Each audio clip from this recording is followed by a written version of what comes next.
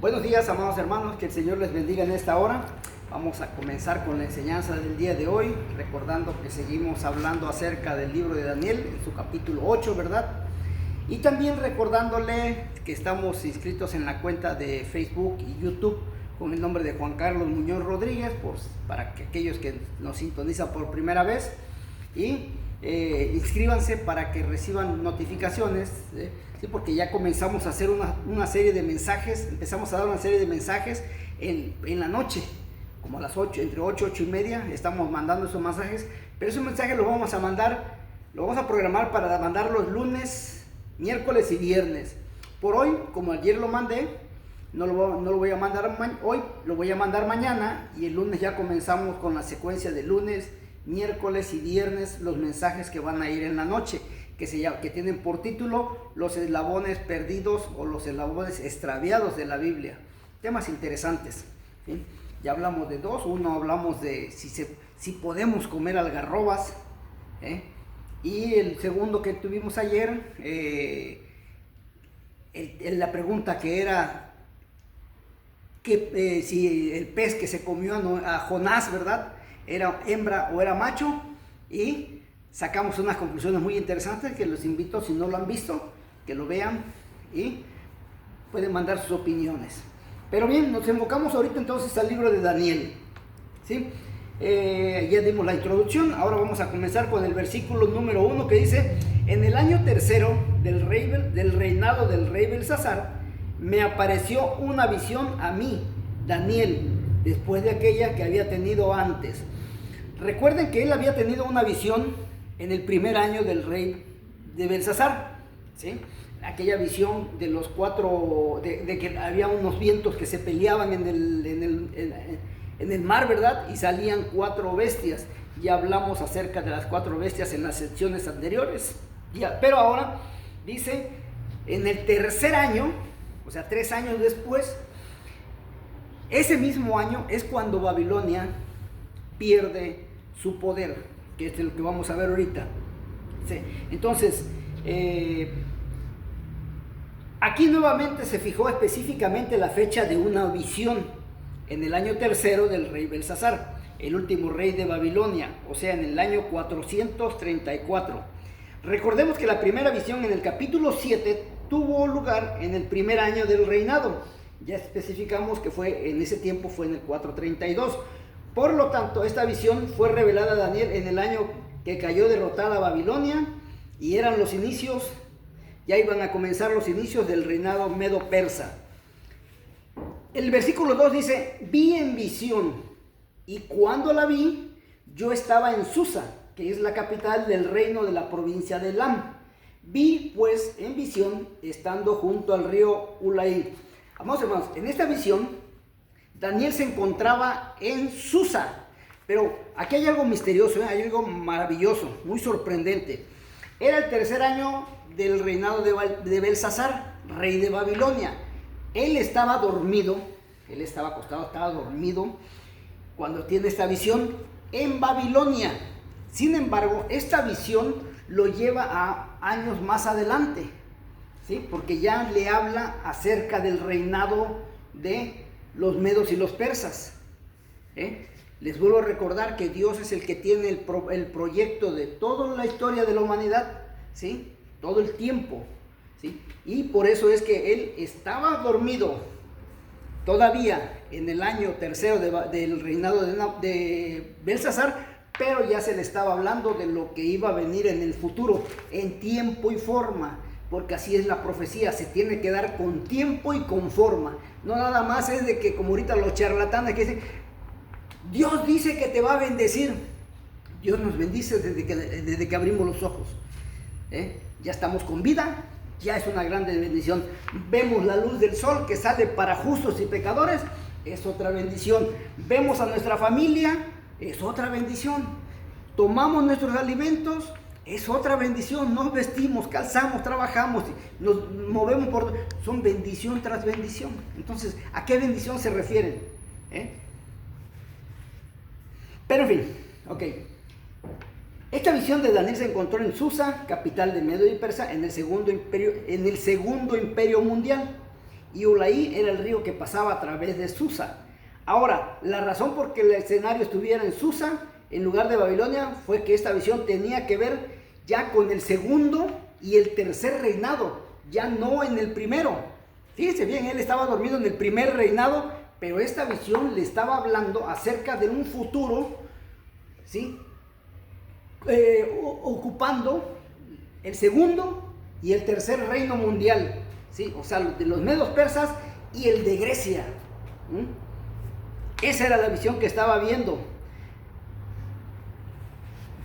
Y tal cumplimiento fue tan notable en el desarrollo de esta profecía que, como ya indicamos el día de ayer, los críticos insistieron en una fecha tardía para la escritura de este libro. O sea, no lo querían aceptar, no lo quieren aceptar que lo escribió Daniel, porque Daniel estuvo en cierto tiempo y esta profecía era para un tiempo más adelante. Pero este solo fue un intento por demás insano para librarse del aspecto milagroso que resulta a veces embarazoso para su falso sistema de interpretación.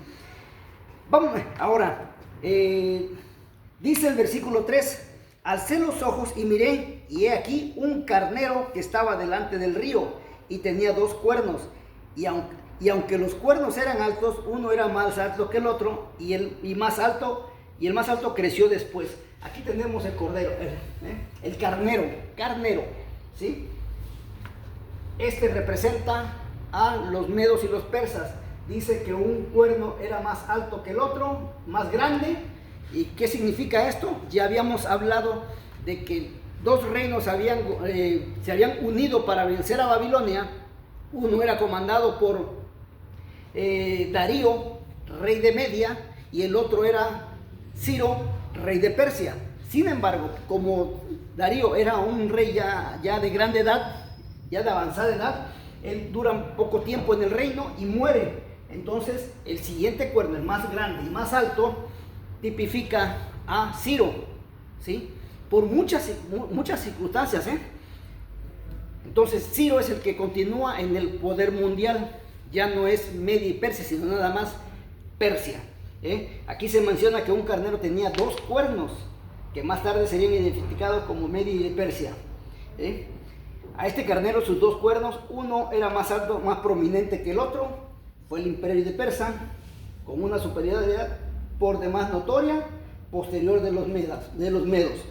Ahora, vamos al versículo. Ya vimos el carnero, ya habíamos hablado acerca de Darío, ¿sí? Es más, incluso les recuerdo que Dios dice, mi pastor Ciro, ¿sí? O sea, habla maravillas Dios de Ciro. ¿Por qué? Porque Ciro, durante su reinado, manda a reconstruir toda la ciudad de Israel, y manda a hacer también el templo de Israel, ¿sí? Ahora bien, vámonos al versículo 4. Vi que el carnero hería con los cuernos al poniente, al norte y al sur, y que ninguna bestia podía pasar delante de él, y no había quien escapase de su poder, y hacía su voluntad, ¿sí? Vi que el carnero iría con los cuernos al oriente. Aquí, este cuerno, que era muy poderoso, era muy tremendo, dice las Sagradas Escrituras, pongan mucha atención a esto, porque dice, vi que el carnero hería con los cuernos, permítame un ratito, hería con los cuernos.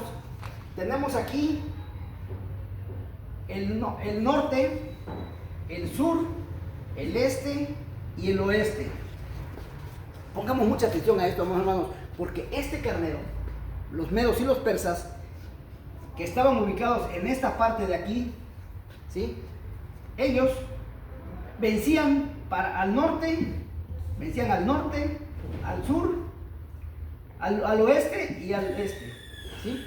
Pero no vencían para acá, no iban para acá, ¿sí? Hacia el poniente. ¿Por qué no vencían hacia el poniente? Pues simple y sencillamente porque en el poniente, en esa parte del poniente, estaba Jerusalén. Y en Jerusalén ellos lo estaban apoyando para que ese pueblo, para que esa nación se levantara. Ellos eran el apoyo. Por eso este cuerno no miraba hacia el oriente, ¿sí? Hay que tener mucha atención. Porque si ellos hubieran avanzado entonces para acá, entonces hubieran tenido que atacar a Israel. Y acuérdense que ellos traían mucho poder, era un pueblo muy poderoso. Acuérdense que estaba caracterizado por un oso, ¿sí? Y el oso todo desmenuza y no hay nada que lo detenga, ¿sí? Este fue el imperio del capítulo 7, vimos representado en el oso, en la descripción de las bestias de la visión. Y estos pueblos estaban motivados por un espíritu de conciencia, de conquista. O sea, los medos y los persas eran tremendos conquistadores. Pero por eso es que no, el pasaje bíblico dice que ellos no veían hacia el oriente, porque hacia el oriente estaba Israel, al oriente de ellos. Ahora bien, dice, leamos el versículo 5, dice: mientras yo consideraba esto, he aquí un macho cabrío venía del lado de poniente, sobre la faz de toda la tierra, sin tocar tierra. Y aquel macho cabrío tenía un cuerno notable entre sus ojos. Aquí, hermanos, este pasaje 4 nos habla de los medos y los persas. Sin embargo, el pasaje 5 nos habla de Grecia. Fíjese todo el tiempo que pasa. Ahora viene Grecia, caracterizado por un macho cabrío con un cuerno, ¿sí? Entre los ojos, dice las Sagradas Escrituras, dice la profecía de Daniel, un cuerno que ¿a quién tipificaba? A Alejandro el Grande o Alejandro Magno, ¿sí? Mientras Daniel estaba mirando por el poder, admirado por el poder y la capacidad del cuerno, desde más allá del oriente, dice, de lejos, acuérdense que ya Grecia estaba de este lado, entonces Grecia hacía este recorrido hacia acá, ¿sí? Desde más allá del oriente llegó un macho cabrío, moviéndose de forma imponente y con un destacado cuerno entre sus ojos. Este macho cabrío representaba a Grecia, como podemos ver en el versículo 21 de este mismo capítulo. Y el cuerno tipificaba a Alejandro Magno. El cuerno era Alejandro Magno, que tenía un gran poder, ¿sí? Porque se lo había dado Dios. Bajo el rey Jerjes, Persia intentó desplazarse hacia el oeste, pero desde el oeste llegó este macho cabrío, que en lugar que en la imagen de la visión avanzaba tan rápidamente que ni tocaba la tierra. Acuérdense que Grecia está caracterizado por un leopardo, y además con alas, con 4 alas, que tipificaban sus 4 generales. O sea, es que Grecia atacaba por todos lados, por arriba, por abajo, por todos lados atacó Grecia a los medos y los persas y los venció con suma facilidad. ¿Por qué? Porque Dios había dado esa caracterización a los griegos, y con su rey Alejandro Magno, Alejandro el Grande, ¿sí? Esto equivale a las 4 alas del leopardo e indica claramente la velocidad con que Alejandro desplazaba a su ejército. O sea, fíjense, llegamos todavía al versículo 5 y ya nos habla del segundo reino y el tercer reino mundial, del tercer reino mundial, ¿sí? Pero los versículos 6 y 7 de este capítulo 8 los vamos a ver el día de mañana, porque me va a llevar un poquito más de espacio y no me va a dar tiempo para explicarlo detalladamente como se requiere. Pero ya vimos el carnero representado por los medos y los persas, y ya vimos a Grecia caracterizado por un macho cabrío, que sería el tercer reino mundial, con Alejandro el Grande como su estandarte junto con 4 de sus generales. Por el momento, amados hermanos, es todo. Mañana continuamos con el versículo 6, los versículos 6 y 7, que tenemos que darle un énfasis más detallado. Soy Juan Carlos Muñoz, que Dios los bendiga, hasta pronto.